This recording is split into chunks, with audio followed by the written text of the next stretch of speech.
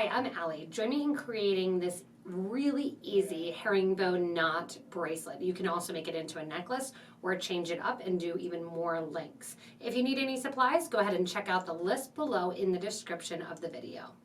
So to get started with this infinity knot here, we are going to do 2 strips of herringbone, and I've increased the loop a little bit on this second example, making 1 strip already, doing a gold and white pairing for this one. I have the black and silver on our first one.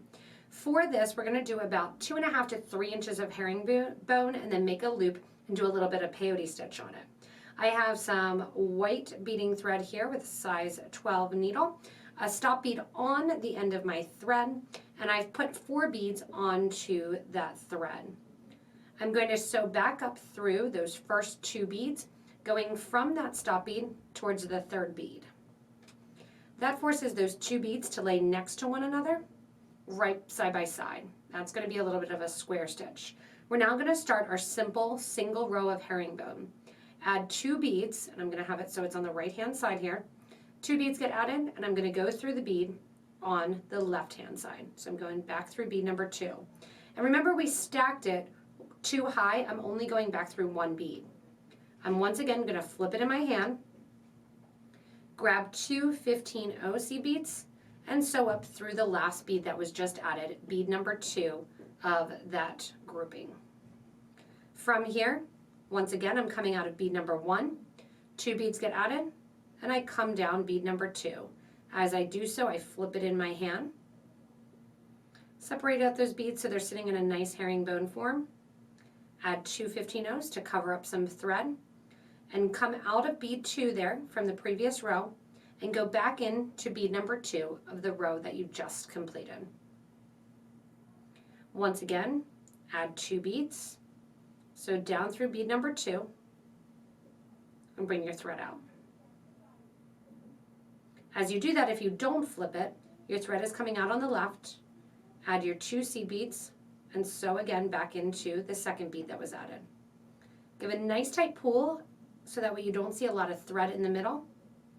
Again, 2 more beads get added, down bead number 2, and then out the exterior, add 2 beads and go back up through the 2nd bead that was just added. I'm going to continue this once again for a whole 2.5 inches, and then I'll come back and show you how we're going to do that little peyote loop. Once you're finished with that herringbone strip, you're going to make a loop. The loop is going to consist of 17, or if you want it to be larger, you can do more, but do an odd count. So there's 4, 5, 6, 7, 8, 9, 10, 11, 12, 13, 14, 15, 16, 17 beads. We're going to let those 17 beads create the loop that's going to sit inside of the other section of herringbone. To complete this loop, I'm going to come down through the first 2 beads on the left-hand side of my herringbone strip. From here, then, I'm going to go up through those last 2 beads on the right-hand side and also through the first bead of the loop that I've created. Give a nice tight pull, and now what we're going to do is a little bit of a peyote stitch. We're going to do 2 seed beads, skip over the next 8-oh, and go into, of that loop, the 3rd 8-oh seed bead. Those 2 seed beads will sit on the side and force this into more of a loop shape. 2 seed beads go on, skip bead number 4, sew through bead number 5. Once again, 2 seed beads go on, skip through 6, sew through 7. Here at the top, when you're going past bead number 8, I want you to do 3 15-ohs. Go into bead 9. Once again, do 3 15-ohs. Skip over bead number 10 and go into bead number 11.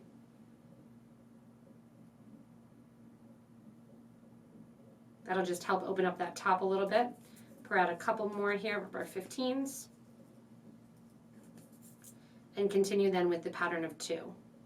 So 2 15s go on, sew through 13, 2 seed beads go on, sew through 15, 2 seed beads go on, sew through bead number 17. So you're always skipping that every other bead, that's peyote stitch. From there, I have my 2 pieces finished now, and what I need to do is combine the 2 loops and then get ready to do my ends. I'm going to take my needle and thread in both pieces and go down a couple rows, just to make sure that my thread is not in the way. If you want to, it's going to create more of a lateral rather than sitting in the herringbone style. You can run your thread the whole way through. I'm going to tie it off somewhere around here and then use my thread end to connect my clasp. From here, we get to see the fun of adding the 2 pieces together. I'm going to take the white loop and go through the gold loop, take that gold tail of the herringbone and through the white loop. Give it a tight pull. And those loops are going to sit nice and inside one another, just like that. On the black one here, you can see I did not do the peyote stitch, and that's how that one is going to sit one inside the other. The 2 fit nicely inside of one another, and when on the wrist, just look like beautiful little infinity knots. From here, I'm going to sew down to that thread end and get ready to attach my clasp to the back of the piece.